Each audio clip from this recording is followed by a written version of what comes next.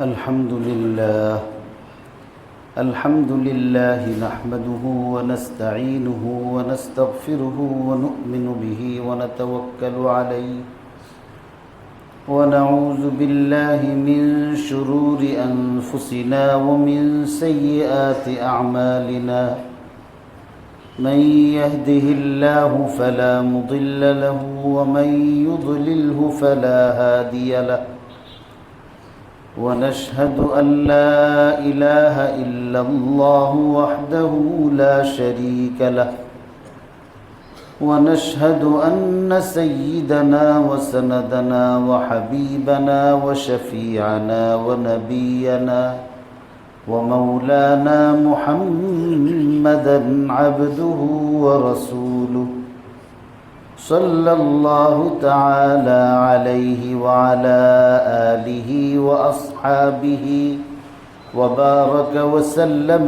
تسليما كثيرا كثيرا أرسله الله تعالى إلى كافة للناس بالحق بشيرا ونذيرا وداعيا إلى الله بإذنه وسراجا منيرا أما بعد فأعوذ بالله من الشيطان الرجيم بسم الله الرحمن الرحيم ولنبلونكم بشيء من الخوف والجوع ونقص من الأموال والأنفس والثمرات وبشر الصابرين الذين إذا أصابتهم مصيبة قالوا إنا لله وإنا إليه راجعون أولئك عليهم صلوات من ربهم ورحمة وأولئك هم المهتدون وأخرج الإمام البخاري رحمه الله تعالى بسنده المتصل إلى صحابي جليل الخباب بن الأرت رضي الله تعالى عنه أنه قال شكونا إلى رسول الله صلى الله عليه وسلم وهو متوسد بردة له في ظل الكعبة ألا تستنصر لنا ألا تدعو لنا إلى آخر الحديث صدق الله مولانا العظيم وصدق رسوله النبي الأمي الكريم ونحن على ذلك لمن الشاهدين والشاكرين والحمد لله رب العالمين معزز محترم মুরব্বিয়ানে কেরাম মুসল্লিয়ানে ইজাম সর্বস্তরের দিন দরদি মুসলমান ভাইয়েরা, এই ফিতনা ফাসাদের যুগে ঈমানের কঠিন পরীক্ষার সময় যে আল্লাহ আমাকে আপনাকে আল্লাহর ঘর মসজিদে জুমআর নামাজ আদায় করার মহৎ উদ্দেশ্যে আল্লাহর ঘর মসজিদে উপস্থিত হওয়ার তৌফিক দিয়েছেন, এই জন্যে সকলেই আল্লাহর নেয়ামতের শুকরগুজারি করার উদ্দেশ্যে মহাব্বতের সঙ্গে বলি আলহামদুলিল্লাহ। আমার মনে হয় আজকে যারা নামাজ পড়তে আসছেন সকলেই ভারাক্রান্ত হৃদয়ের অধিকারী। টঙ্গীর বিশ্ব ইজতেমা ময়দানের সবচেয়ে ঘনিষ্ঠ প্রতিবেশী আমরা। এখান থেকে আওয়াজ দিলে যেমন ময়দানে আওয়াজ পৌঁছে, ময়দানের আওয়াজও আমাদের এই মসজিদে পৌঁছে। এই ময়দানের কামিয়াবি এবং সফলতা, সুখ দুঃখ, এই সব কিছুর অংশীদারিত্বে অন্য যে কোনো এলাকার লোকদের চেয়ে আমাদের অধিকার এবং আমাদের উপর এই মাঠের হক সবচেয়ে বেশি। আমাদের বাড়ির মধ্যে এসে যদি কোনো ইমানদার ব্যক্তি আল্লাহর রাস্তায় ইমানের দাওয়াত নিয়ে এসে রক্তাক্ত হয়, আহত হয় এবং সর্বোপরি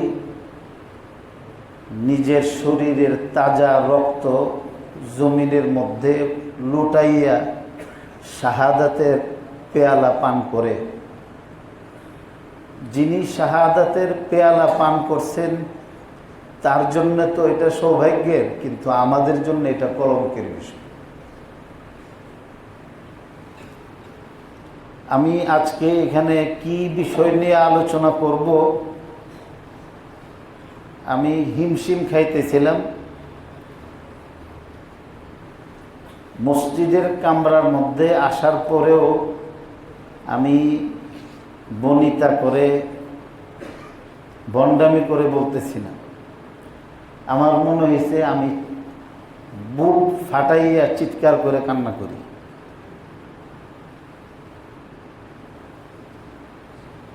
আসলে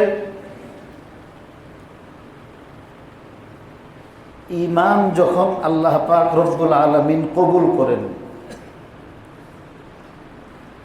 মুমিনের ঈমান যখন আল্লাহ কবুল করেন, তো ঈমানের কতগুলি মেজাজ আছে। লাইট জ্বালাইলে যেমন আলো দিয়া আধার দূর হয়, এটা লাইটের মেজাজ। আলোর মেজাজ হলো অন্ধকার দূর করা। তো যখন মানুষ ঈমান আনে এবং আল্লাহর ইশক, প্রেম, ভালোবাসাকেই কেবল দিলের মধ্যে জায়গা দিয়ে দেয়, হৃদয়ের মণিকুঠায় আল্লাহর প্রেম ভালোবাসা ছাড়া আর কোনো কিছুর জায়গা যখন থাকে না,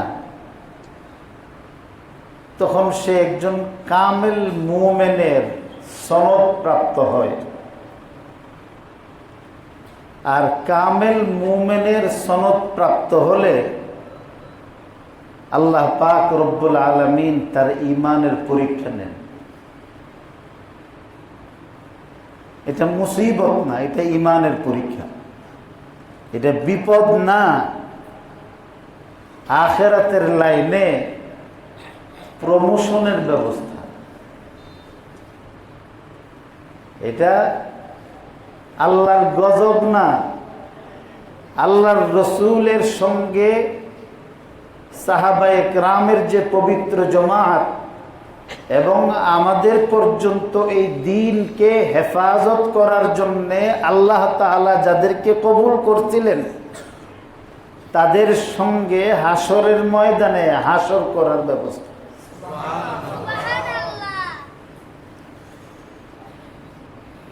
ঈমানের লাইনে অগ্রসর হওয়ার পরে পরীক্ষা যদি না আসে, তাহলে বুঝতে হবে যে আমার ঈমান মনে হয় দুর্বল, আমার ঈমান আল্লাহ কবুল করেন নাই।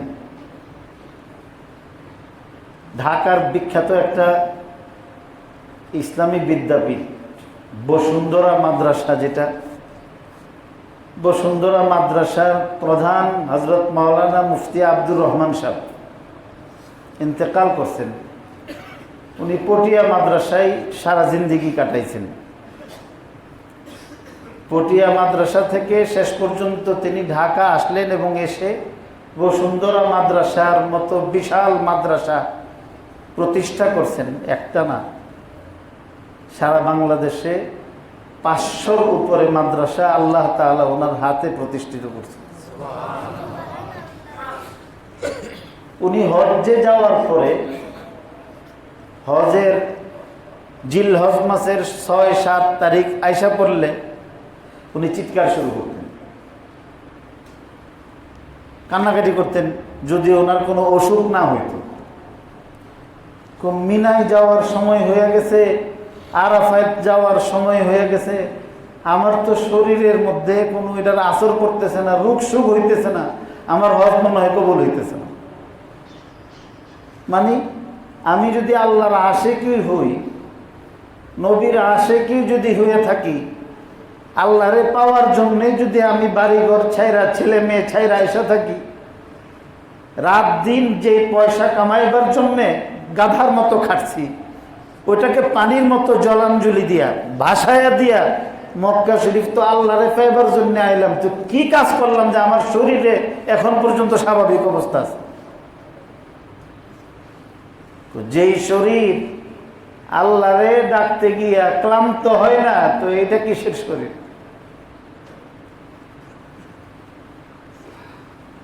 হযরত আব্দুল্লাহ ইবনে মাসউদ রাদিয়াল্লাহু তাআলা আনহু অন্ধ হয়ে গেছিলেন। হযরত আব্দুল্লাহ ইবনে মাসউদ রাদিয়াল্লাহু তাআলা আনহু বয়সকালে তিনি অন্ধ হয়ে গেছিলেন। ডাক্তাররা পরামর্শ দিছে যে শেষ রাত্রে উঠে হুজুর কান্নাকাটিটা কিছুদিন বন্ধ রাখেন, কয়েকদিন কান্নাকাটিটা বন্ধ করলে চিকিৎসার দ্বারাতে আপনার এই চক্ষু ভালো হয়ে যেতে পারে। তিনি বললেন যে চক্ষু আল্লাহ দিছেন, ওই আল্লাহর জন্য যদি শেষ রাত্রেও পানি না ফেলতে পারে, আমার এই চোখ দিয়ে আমি কি করব? এই জন্যে ইমানের মেজাজ হলো আল্লাহর দরবারে পরীক্ষার সম্মুখীন হওয়া। আল্লাহ দেখেন যে তুই যে আমারে ভালোবাসিস, তোর ভালোবাসার মাত্রাটা কত, একটু পরিমাপ করে দেখি। এই জন্যে ইমানের লাইনে অগ্রসর হওয়ার সাথে সাথেই কমপক্ষে ৫টা পরীক্ষা না দিয়া ইমানদার ব্যক্তি কামেল মুমিন হইতে পারে না। আল্লাহ পাক রব্বুল আলামিন অত্যন্ত তাকিদ এবং জোরালো ভাবে কোরআন শরীফের একদম শুরুতেই কথা বলছেন, ওয়ালানাবলুওয়ান্নাকুম বিশাইইম মিনাল খাউফি ওয়াল জু'i ওয়া নাকসিম মিনাল আমওয়ালি ওয়াল আনফুসি ওয়াত থামারাত ওয়াবাশশিরিস সাবিরিন। আল্লাহ বলেন অবশ্যই আমি তোমাদেরকে পরীক্ষা করব, মুসিবত দিব বলেন নাই, আমি তোমাদেরকে পরীক্ষা করব। পরীক্ষা কোনো গজব না, পরীক্ষা কোনো বিপদ না, মুসিবত না। পরীক্ষা এটা আনন্দের জিনিস। প্রমোশনের জন্য পরীক্ষা দিতেই হবে। মূর্খ মানুষের কোনো পরীক্ষা নাই, শিক্ষিত মানুষের পরীক্ষা দিতেই হবে। তা আল্লাহ বলেন অবশ্যই অবশ্যই আমি তোমাদিগকে পরীক্ষা করব, বালা দিব তোমাদেরকে। বিশাইইম মিনাল খাউফি, খানিকটা ভয় ভীতি দিয়ে পরীক্ষা করব। আমরা তো মসজিদে এখানে বসে আছি, যারা ফিল্ডের মধ্যে ছিলেন চারিদিক থেকে সুরগুল করতেছিল, জিকির করতেছিল, তেলাওয়াত করতেছিল, অথবা শেষ রাত্রে উঠে নামাজ পড়ার জন্য বিশ্রাম নিচ্ছিল, অথবা নিরীহ সাথীদেরকে হেফাজত করার জন্য যারা পাহারাদারি করতেছিল, গুটি কয়েক মানুষ, তখন তাদের মধ্যে আতঙ্ক বিরাজ করছে, আতঙ্কিত ছিলেন। আল্লাহ বলতেছেন তুমি না আমার রাস্তায় আসছো, আমার না তুমি ভালোবাসো, তো ভালোবাসার কিছু নজরানা পেশ করো। তো ভালোবাসার নজরানা পেশ করতে গিয়ে কেউ কেউ শাহাদাত বরণ করছে, কেউ আহত হয়েছে। শত শত দাওয়াত ও তাবলীগের নিরীহ মুখলেস সাথী, যারা নিজেরটাই খায়, আরেকজনেরটা লোভও করে না, ভাঙ্গাচোরা নিজেরটাই পরে, আরেকজনেরটাই হাত দেয় না। শীতের মধ্যে কনকনে শীতের আক্রমণেও নিজের পাতলা কাঁথা অথবা কম্বলটাই গায়ে দেয়। 5 স্টার হোটেলের এই আরাম আনন্দের আয়েশের এই আসবাবের স্বপ্নও দেখেন। কি স্বপ্ন দেখে? আমি ক্যালিমাওয়ালা হয়ে যাই, আমার ভাই ক্যালিমাওয়ালা হয়ে যায়। এর চেয়ে বড় আর কোনো চাহিদা নাই। তো আল্লাহ বলতেছেন, وَلَنَبْلُوَنَّكُمْ بِشَيْءٍ مِّنَ الْخَوْفِ, খাউফ, ভয়, ভীতি, আতঙ্ক খানিকটা দিয়ে পরীক্ষা অবশ্যই করব তোমাদেরকে। ওয়াল জুই, খিদা আসবে, খাবার নাই,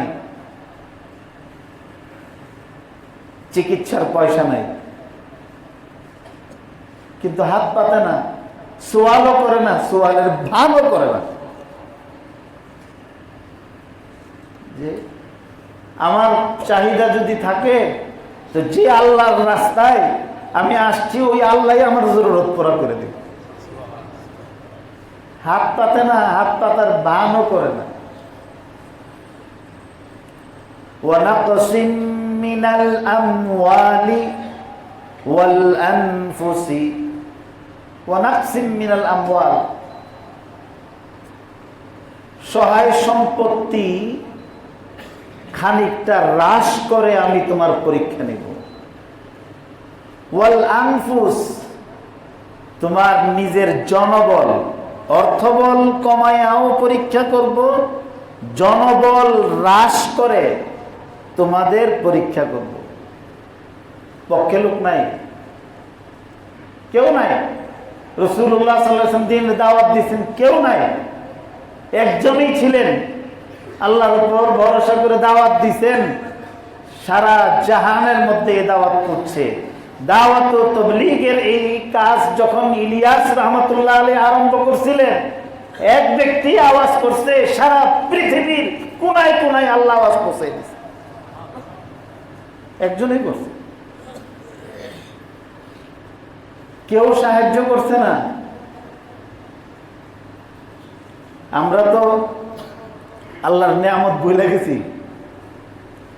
দাওয়াত ও তাবলীগ তো এটা একটা পিকনিক বানায় ফেলছিলাম। দাওয়াত ও তাবলীগ এটা পিকনিকের নাম না, এটা চলতি ফিরতি মাদ্রাসা, ভ্রাম্যমান মাদ্রাসা, চলমান শিক্ষা কেন্দ্র। এটা বসুন্ধরা মাদ্রাসার মধ্যে যেমন দিন শিখায়, কেরামতিয়া মাদ্রাসার দিন শিখায়, জঙ্গিদারুল উলুমের দিন শিখানা, সারা বাংলাদেশের বড় বড় দিন প্রতিষ্ঠানগুলোর মধ্যে যে দিন শিক্ষা দেওয়া হয় এটা হলো লং কোর্স। সেম কাজটাই করা হয় দাওয়াত ও তাবলীগের মধ্যে শর্ট কোর্সের মাধ্যমে। ওইটাও মাদ্রাসা, এটাও মাদ্রাসা। ওই মাদ্রাসাটা স্টিল এক জায়গায়, এটা ভ্রাম্যমান না, এটা স্থির আছে। আর দাওয়াত ও তাবলীগের এই মাদ্রাসাটা চলমান। ঢাকা ইউনিভার্সিটির দেখবেন ভ্রাম্যমান লাইব্রেরি আছে, লেখা আছে আলোকিত মানুষ চাই, আলোকিত মানুষ। দাওয়াত ও তাবলীগের এই মাদ্রাসাটা সারা পৃথিবীর মধ্যে চলমান মাদ্রাসার জিম্মাদারি পালন করতেছে, যেন সারা পৃথিবীতে আলোকিত মানুষ হয়। এই আলোকিত মানুষের খুঁজে, ভালো মানুষের খুঁজে, ভালো সমাজ গঠন করার জন্য এই দাওয়াত তাবলীগের মধ্যে আমাদের যে মুরব্বীরা গেছেন, বড় হুজুর হযরত মাওলানা আব্দুল আজিজ রহমতুল্লাহ আলাইহি বাংলাদেশের গুলির কথাই কইতাছি। আগে আমার একজন জিজ্ঞাসা করছে, হুজুর আপনি দাওয়াত তাবলীগ সম্পর্কে জানতে চাইছে আর কি। তা আমি বললাম যে কয় চিল্লা লাগাইছেন? সাল লাগাইছেন, 2 বছর লাগাইছেন, 5 বছর লাগাইছেন? আমার জন্ম ওই মার্কাজের মধ্যে, আমার জন্ম ওই মার্কাজের মধ্যে। আপনারা তো সময় লাগাইবার জন্য আইছেন, আমি সময় থুয়ে বাইরে যাইবার জন্য এখান থেকে সময় বাইর করুন লাগছে। ঘরের মধ্যে বসেই পাক ভারত উপমহাদেশের সমস্ত বড় বড় আলেমদের নির্যাসগুলো, আল্লাহ তাআলা একজন হক্কানি বড় আলেম পিতার সন্তান হওয়ার কারণে ঘরের মধ্যে তো রেডিমেডি পাইছি আমি। হযরত মাওলানা আব্দুল আজিজ সাহেব রহমতুল্লাহ আলাইহি আজকে টঙ্গীর ময়দান দেখেন, টঙ্গীর ময়দান কি প্রথমে ইজতেমা হয়েছে? সারা বাংলাদেশের প্রথম মার্কাজ ছিল কুমিল্লার নূর মসজিদ। ওইখান থেকে ঢাকার চক বাজারে আসছে, এরপর আস্তে আস্তে সম্প্রসারিত হয়ে এগুলি বড় হয়েছে। হযরত মাওলানা আব্দুল আজিজ সাহেব রহমতুল্লাহ আলাইহি কেমন সুন্দর ছিলেন! এই দাওয়াত তাবলীগের ফিকিরে চকবাজার মসজিদের মধ্যে যে পয়রা রয়েছে, সারা শরীরে মশা খাইয়া সারা শরীর ফুলাইয়া ফেলছে। আরামের জন্য ঘরে গেছেন না বাড়িতে গেছেন না। কুমিল্লার হারুন সাহেব ছিলেন, মরহুম হারুন সাহেব এক সময় অন্য লাইনে চলাফেরা করছেন। হযরত মাওলানা আলী আকবর সাহেব রহমতুল্লাহ আলাইহি দাওয়াত লয়ে গেছেন। তিনি কোনো কাজে ছিলেন, দুনিয়াবি কাজে, তাস খেলা হোক, ক্যারাম বোর্ড হোক বা এই ধরনের কোনো কাজের মধ্যে ছিলেন। আলী আকবর সাহেব রহমতুল্লাহ আলাইহি গেছেন যে কেন আসছেন? আসছি দ্বীনের কিছু কথা বলার জন্য। কি পাপটা করছে? আলী আকবর সাহেব রহমতুল্লাহ আলাইহি মারছে। উনি আয়সা করছেন, ওযু করছেন, নামাজ পড়ছেন, কান্নাকাটি করছেন যে আল্লাহ তুমি তো আমাদেরকে ইমানের দৌলত দিছ, যারা বুঝে না তাদেরকে বুঝাইবার জিম্মাদারি দিছ। আমার জিম্মাদারি পালনে কোনো ত্রুটি ছিল, এই জন্য আমার ভাই আমার উপর খেপছে। আমার ত্রুটি, যিনি আঘাত করছেন তারে কিন্তু বলেন নাই। আবার পরের দিন গেছেন, এইভাবে কয়েকদিন দাওয়াত দেওয়ার পরে দেখে যে লোকটার এইভাবে অপদস্থ করি, আঘাত করছি, তারপরও সে আসে। এরপরে তার কথা শুনছেন এবং কথা শুনে দাওয়াত তাবলীগের মেহনতে প্রবেশ করে একজন আল্লাহওয়ালা খাঁটি মুবাল্লিগ হইয়া দুনিয়ার থেকে বিদায় নিচ্ছে। আমরা তো পিকনিকের দাওয়াত দেখছি, এই দাওয়াত তাবলীগের কাজ করতে গিয়ে যে মায়ের খাইছে, এই মায়ের খাওয়ার সুন্নত তো আমরা ভুলেই গেছিলাম। আমার কাছে কেমন লাগতেছে যে আল্লাহ তাআলা দ্বীনের লাইনে দিনদার লোকেরা মাজলুম হয়েছে, আঘাত খাইছে, আর দ্বীনের নামে বদ্দীন লোকেরা তাদের উপর আঘাত করছে। রাসূল করিম সাল্লাল্লাহু আলাইহি সাল্লামের সময়ের কথা বিশিষ্ট সাহাবী হযরতে খাব্বাব ইবনুল আরাত রাদিয়াল্লাহু তাআলা আনহু বর্ণনা করেন। ইমাম বুখারী রাহমাতুল্লাহি আলাইহি বুখারী শরীফের মধ্যে এই riwayat বর্ণনা করেছেন। তিনি বলেন, শাকাউনা ইলা রাসূলিল্লাহি সাল্লাল্লাহু আলাইহি ওয়াসাল্লাম ওয়া হুয়া মুতাওয়াসসিদুন বুরদাতান লাহু ফি যিল্লিল কাবা কাফেরদের জুলুম, অত্যাচার, নির্যাতন আর নিপীড়নে অতিষ্ঠ হয়ে আল্লাহ রসুলের কাছে অভিযোগ দায়ের করলাম। রসুল করিম সাল্লাল্লাহু আলাইহি সাল্লাম তার একটা চাদর গায়ে দিয়ে কাবা শরীফের ছায়ার মধ্যে বিশ্রাম নিচ্ছিলেন। হযরত খাব্বাব ইবনুল আরাত রাদিয়াল্লাহু তাআলা আনহু বলেন যে আমরা গিয়ে বললাম, আলা তাস্তানসিরু লানা ওয়া আলা তাদউ লানা, ইয়া রাসূলুল্লাহ, আল্লাহর কাছে একটু সাহায্য চাইয়া আমাদের সাহায্যের ব্যবস্থা করেন। কাফেরদের অত্যাচার, নিপীড়ন, নির্যাতন আর সহ্য করতে পারতেছি না, হুজুর আমাদের জন্য একটু দোয়া করেন। রাসূল করিম সাল্লাল্লাহু আলাইহি সাল্লাম ফরমান, قد كان من كان قبلكم يغفر له في الأرض فيجعل فيها ويؤتى بالمنشار فيوضع على رأسه فيجعل نصفين ويؤتى بالحديد ويمشط ويؤتى بمنشاط الحديد ويمشط ما دون لحمه وعظمه ما يسده ذلك من دينه। হযরত খাব্বাব ইবনুল আরাত রাদিয়াল্লাহু তাআলা বলেন যে রাসূল করিম সাল্লাল্লাহু আলাইহি সাল্লাম ফরমান, তোমাদের আগের সময়ে এত কঠিন এবং এত কঠিন কঠিন পরীক্ষা আগের লোকদের উপর দিয়ে গত হয়েছে, যে একটা মানুষকে আনা হতো ইউতা বির রাজুল ফায়ুহফারু লাহু ফিল আরদ ফায়ুজআলু ফিহা, তো তাকে ধরে এনে ওই গ্রেফতার ব্যক্তির জন্য জমিনের মধ্যে গর্ত খনন করে জীবন্ত ওই গর্তের মধ্যে তাকে রাখা হতো এবং তার মাথার মধ্যে করাত এনে ফায়ুজআলু নিসফাইন, তাকে দুই টুকরা করা হতো।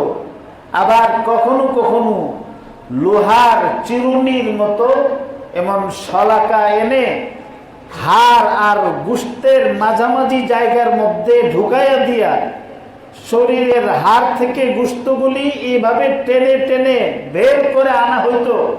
এত নির্যাতনের পরেও আল্লাহর সেই খাস ইমানদার লোকদেরকে ঈমান থেকে সরাইতে পারছে না। ওয়ালাকিন্নাকুম তাস্তাজিলুন, কিন্তু তোমরা তাড়াহুড়া করতেছো। আল্লাহর সাহায্য আসবে, আল্লাহর সাহায্য আসবে। দিন হেফাজত করার জন্য একটা সিস্টেম আছে। গাছ জিন্দা রাখবার জন্য যেমন পানি দেওয়ান লাগে, তো দিন ইসলামকে জিন্দা এবং হেফাজত রাখার জন্য খাঁটি তাজা রক্ত দিন ইসলামের গোড়ার মধ্যে দিত। সত্যকে সত্য বলার অপরাধে আগের লোকেরাও পরীক্ষা দিছে। ইমাম মালিক রহমতুল্লাহ আলাইহি, মালিকি মাযহাবের ইমাম, চার মাযহাবের ইমামের মধ্যে ইমাম মালিক হলেন আরবি, মদিনা শরীফের বাসিন্দা। তাকে ইমাম দারিল হিজরা বলা হয়। ৭৯ বৎসর হায়াত পাইছেন, ৭৯ বৎসর হায়াত পাইছেন। কোন কোন বর্ণনায় আরো 10 বছর, ৮৯। এই লম্বা হায়াতের মধ্যে তার জিন্দিগিতে এমন একটি রাত্র গত হয় নাই যে রাত্রিতে ঘুমাইবার পরে আল্লাহর রাসূলের স্বপ্ন দেখেন নাই। উনি বলেন, মা বিতু লাইলাতান ইল্লা ওয়াকাদ রাআইতু ফিহা রাসূলুল্লাহি সাল্লাল্লাহু আলাইহি ওয়াসাল্লাম।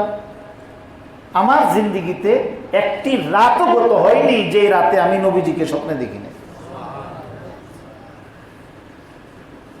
আব্বাসী খেলাফতের সময় তার মাযহাব অনুসারে জবরদস্তি তালাকের মাসআলা। কেউ যদি জবরদস্তি করে তালাক নেয়, তালাক দেয়, হানাফি মাযহাব মালিকি মাযহাবের মধ্যে পার্থক্য আছে। তো ওনার মাযহাব অনুসারে সঠিক যে ফতোয়াটা, এই ফতোয়াটা তিনি দিয়েছিলেন।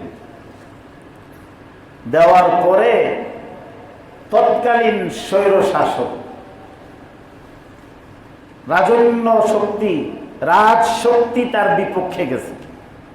কারণ ওনার ফতোয়া ক্ষমতাসীনদের পক্ষে যায় নাই। তো পক্ষে না যাওয়ার কারণে ওনাকে বলছে যে আপনি আপনার ফতোয়া থেকে রুজু করেন। একজন মুজতাহিদ ইমাম ইজতিহাদ করার পরে যেই মাসআলাটা সত্য বলে প্রমাণিত হয়, পৃথিবীর কেউ আমল না করলেও তার উপর আমল করা ওয়াজিব হয়।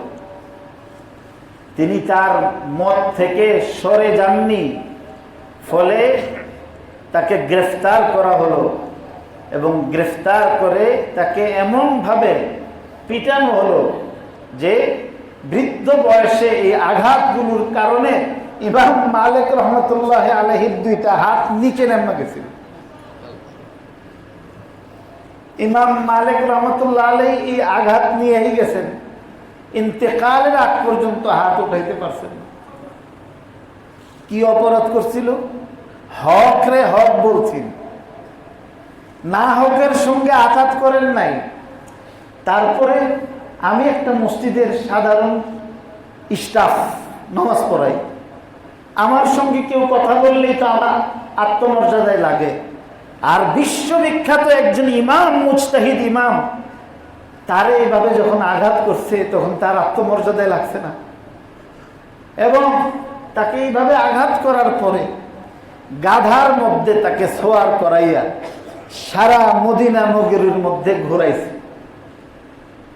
ইমাম মালিক রহমতুল্লাহ আলাইহি বলছেন, মান আরাফানি ফাকাদ আরাফানি ওয়া মান লাম ইয়ারাফনি ফালইআলাম আন্নী মালিক ইবনে আনাস ইবনে আবি আমির আল আসবাহি। আমার যে চিনো তো ভালো করেই চিনো, আমার নাম মালিক। আর আমার যে চিনো না তারা জানায় রাখি, আমার নাম হইল মালিক, বাপের নাম আনাস, দাদার নাম আবু আমের, আসবাহি গোত্রের আমি একজন সদস্য। আমি বলি যে জাবরি তালাক দিলে তালাক হয় না। এই অপরাধে আমাকে এই শাস্তি দেওয়া হচ্ছে। বরং করছেন ইমাম আহমদ ইবনে হাম্বল রহমতুল্লাহ আলাইহি, যিনি হাম্বলি মাযহাবের ইমাম ছিলেন। ইমাম আহমদ ইবনে হাম্বল রহমতুল্লাহ আলাইহির সময়ে ফিতনা আসছে যে কোরআন শরীফ এটা কি আল্লাহর মাখলুক না আল্লাহর মাখলুক না। কবরে প্রশ্ন হইব, হাসরে প্রশ্ন হইব না, কোনোখানেই না। এই প্রশ্ন নিয়ে তুমি কেন ফিতনা করতেছ?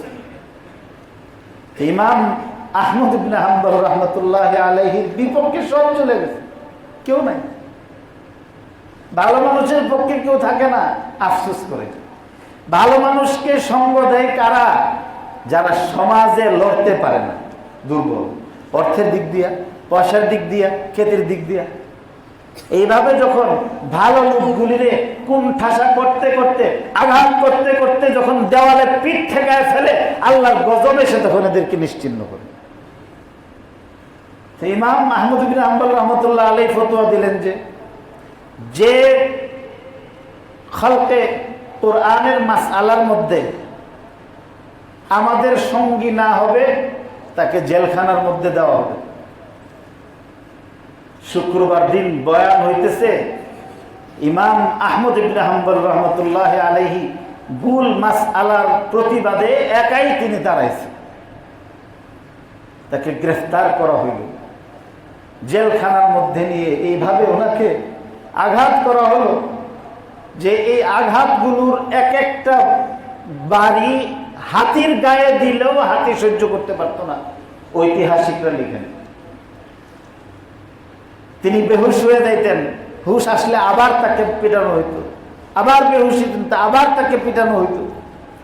আর হুশ আসলেই তিনি বলতেন, আল্লাহুম্মা গফির লি আবি হাইসাম, আল্লাহ আবুল হাইসাম রে তুমি মাফ করে দিও। তো সাথের অন্যরা জিজ্ঞাসা করলেন, হুজুর আবুল হাইসাম তো এই যুগের সবচেয়ে বড় টেরর, সবচেয়ে বড় ডাকু। এই ডাকাতের জন্য আপনি দোয়া করেন কেন? তার কারণে আমি হকের উপর প্রতিষ্ঠিত থাকতে পারতেছি। তো কিভাবে? আমাকে যখন জেলখানায় আনা হয়েছে, তা আবুল হাইসাম আইসা, জেলখানার তো কোনো সময় গেছি না, গেলে নাকি পুরান জেলারা নতুন জেলারে ফিরে। তো ডাকিয়া কইতেছে, এই মোল্লা, জেলখানার মধ্যে তুই কেন আইছো? চুরি ডাকাতি আমরা করি, আমরা না এখানে আসবো, তুমি কেন এখানে?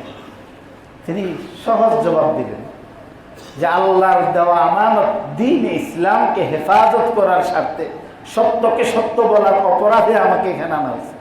তখন সে অট্ট হাসি দিল, বড় করে হাসি দিয়ে বলল, আমি যখন চুর ছিলাম জেলখানার মধ্যে আয়া ডাকায় থুইয়া বাইরে গেছি, আবার যখন আনছে আরো বড় ডাকায় থুইছি, একের পরে এক আমাকে শাস্তি দিছে। আমাকে কিন্তু আমার অপকর্ম হারাম কাজ থেকে ফিরাইতে পারে নাই। দিন যত গেছে আমার দুষ্টামি আরো বাড়ছে, অথচ আমি জানি আমার লাইনটা খারাপ। তো জেলখানার শাস্তি যদি আমি জানার পরও খারাপ লাইন থেকে আমাকে যদি না সরাইতে পারে, তো আহমদ ইবনে হাম্বলের পিঠে কি পরিমাণ জোর আছে আমি দেখব যে তাকে জেলখানার শাস্তি হকের থেকে কিভাবে ফিরে আনে। তো এই খুঁচা দেওয়ার কারণে তিনি আবুল হাইসামের জন্য দোয়া করতেন। জেলখানায় থাকা অবস্থায় একদিন ইমাম শাফিঈ রহমতুল্লাহ আলাইহি ওনার সাথে মুলাকাত করার জন্য আইছেন। কেন আসছেন? রাসূল করিম সাল্লাল্লাহু আলাইহি ওয়াসাল্লাম হযরত ইমাম শাফিঈ রহমতুল্লাহ আলাইহির সঙ্গে স্বপ্ন যুগে মুলাকাত করছেন। ইমাম শাফিঈর সঙ্গে আল্লাহর রাসূলের মুলাকাত হয়েছে। রাসূল করিম সাল্লাল্লাহু আলাইহি ওয়াসাল্লাম ফরমান, ওনার নাম মুহাম্মদ ইবনে ইদ্রিস আশ-শাফিঈ, যে মুহাম্মদ তুমি আহমদ ইবনে হাম্বলের কাছে আমার পয়গাম নিয়ে যাও, গিয়ে বলো সে যেই মাসআলার উপর অমল আছে এটা হক, সে যেন প্রাণের বিনিময় হইল তার উপর প্রতিষ্ঠিত থাকে। আচ্ছা, এই কথাটা ইমাম শাফিঈরে কইল কি সরাসরি ইমাম আহমদের কইতে পারলো না? পারতো। আমরা তো টেকনা যুগের মধ্যে বসবাস করি। খালি প্রশ্ন, ইমাম শাফিঈরে না কইয়া যদি ইমাম আহমদরে কইতো, তো আল্লাহওয়ালারা কখনো নিজের কথা বলে না, পৃথিবীর মানুষ জানলো না। এই জন্য কেছে যে যাও গিয়া কইয়া দাও। ইমাম আহমদ ইবনে হাম্বল রহমতুল্লাহ আলাইহির কাছে গেছেন ইমাম শাফিঈ।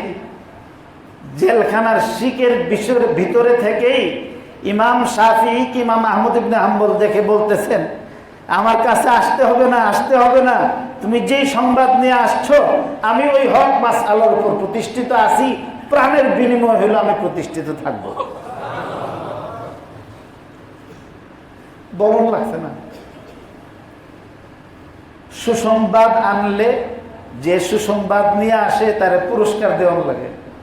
তো ওনার গায়ের মধ্যে একটা কাপড় ছিল, এই কাপড়টা খুলে ফেলছে যে তুমি নবীজির পক্ষ থেকে এই সুসংবাদ নিয়ে আমি নালায়েকের কাছে আসছো, আমার কাছে তো জেলখানায় তোমার দেওয়ার কিছুই নাই, আমার এই কাপড়টা নিয়ে যাও। এটাও সুন্নতের উপর আমল করছে। এটা তো অনেক আগের কথা না? ইলিয়াস রহমতুল্লাহ আলাইহির উস্তাদের নাম বলি, ওনার একটা কথা বলি। ইলিয়াস রহমতুল্লাহ আলাইহির উস্তাদ শাইখুল হিন্দ মাহমুদ হাসান দেওবন্দি রহমতুল্লাহ আলাইহি, দারুল দেওবন্দের প্রথম ছাত্র। উস্তাদের নামও মাহমুদ, ছাত্রের নামও মাহমুদ। উস্তাদ হইল মোল্লা মাহমুদ আর ছাত্র হইল শাগরিদ মাহমুদ। একটা ডালিম গাছের নিচে পড়াশোনা আরম্ভ করছে।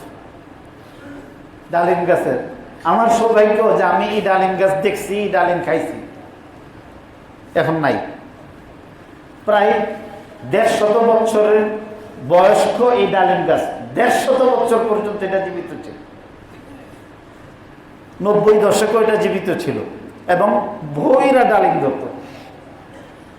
শাইখুল হিন্দ রহমতুল্লাহ আলাইহি ইংরেজের বিরুদ্ধে আন্দোলন করছে, দাওয়াত তবলীগ আমরা একটা দিক দেখি যে খালি ইমান শিখাইছে, খালি ইমান শিখাইছে না, যেই ইংরেজের রাজত্বে সূর্য ডুবে নাই, দাওয়াত ও তাবলীগের অন্যতম মেহনতের বদৌলতে ইংরেজের সূর্য কিন্তু উলামা ইকরাম ডুবায়া ছাড়ছে।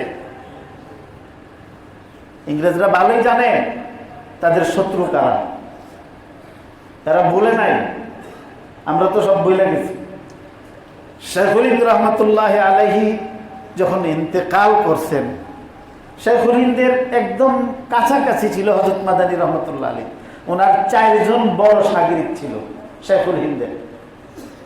একজনের নাম হযরত মাওলানা শব্বির আহমদ উসমানী, আরেকজনের নাম হযরত মাওলানা আশরাফ আলী থানভী, আরেকজনের নাম হযরত মাওলানা আনোয়ার শাহ কাশ্মীরি, আরেকজনের নাম হযরত মাওলানা হুসাইন আহমদ মাদানী। প্রধান 4 জন শিষ্য ছিল। এই 4 শিষ্য সম্পর্কে শেখুল হিন্দ 4টা কথা বলে গেছেন।